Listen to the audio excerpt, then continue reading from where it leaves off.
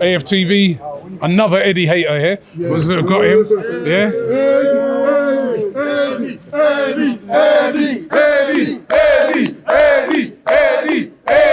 Eddie. Well, you have to give Eddie.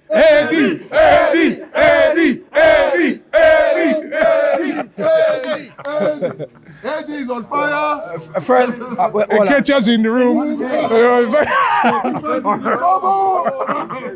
First thing first, we have to say apologize to the fans them who watch AFTV. What Lee just said about VAR.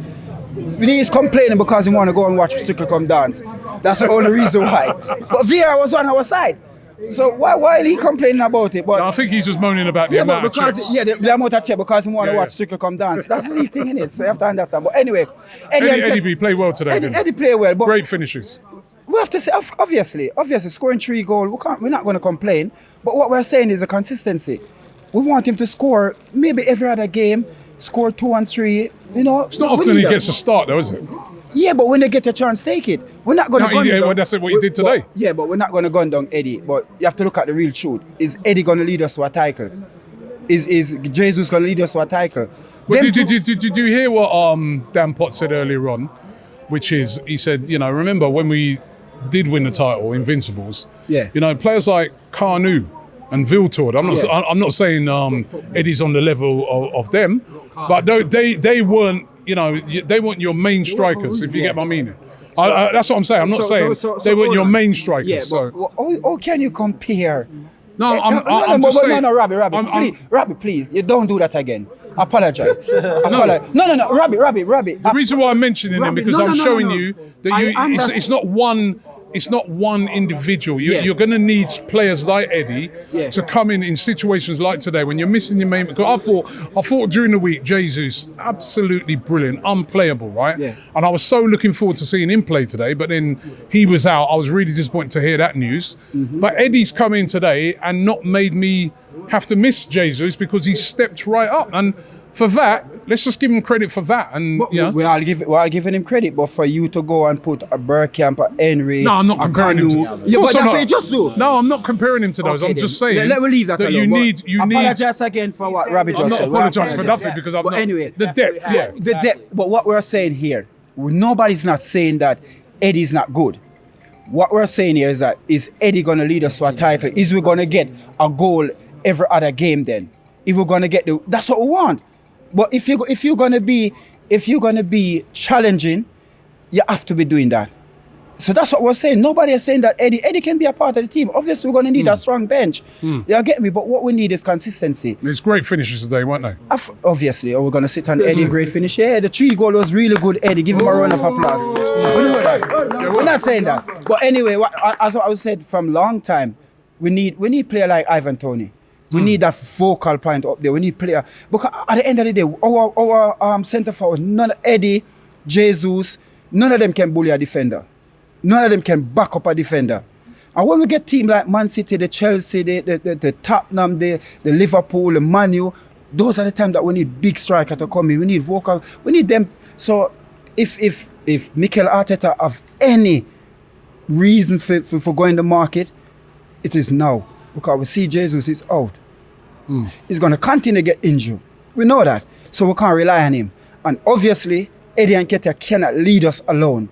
So, you see what I'm saying? But today was a good game. Sheffield United, I'm really, really worried for them. They were extremely poor today. Extremely poor. Doesn't matter.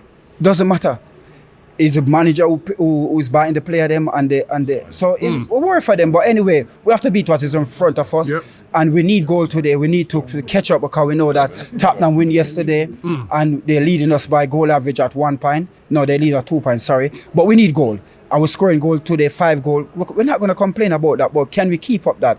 We know we're going to West Ham in the Carabao Cup. I have never seen Arsenal win the Carabao Cup, never.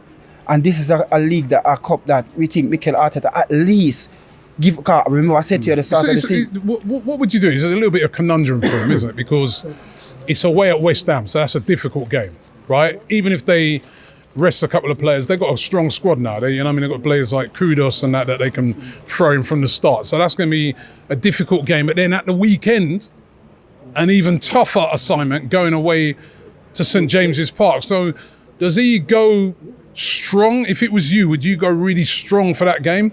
Or would you say to yourself, no, I need to pull back some players, some key players, because I cannot afford for them to get injured ahead of that game against Newcastle? Well, we're in 4 competition, and if you're going to win them, go with the strongest team. That's it. There's no if or but or maybe. Yes, so you go strong Wednesday? Of course you go strong Wednesday. Why would you go weak? Yes, we can make change. No, we can make change, but not too much to hinder the team. Go with the strongest team. Go and win this competition, because when you win one competition, trust me, it is a big boost going into the rest of them. Yeah, and look at Pep. No competition. Every competition takes serious. Every competition is a starting 11. Every competition he want to win, and that is what a winning manager do with a winning team. So if we're gonna go and say, oh, no, we need a Carabao Cup. Come on, we haven't won it yet. Mikel Arteta win one interruption FA Cup. So what is he doing? First season. No, but it's interrupt. Come on. It's so disrespectful. It's not interruption. No, but FA Liverpool Cup. win the interruption Premier League, innit? Liverpool win the interruption. They won the Premier League. No, it wasn't Premier League. No Premier League win that time of the season. It's not the real. They won the Premier League. Well, you can say that. I don't say that. But anyway, like I said, take every competition serious and go for the win, because that's all we can do. Because I said to you at the beginning of the season, if we don't win something this season, no matter where we finish, it's a failure. Because what we do last season, yeah, we should be stepping up.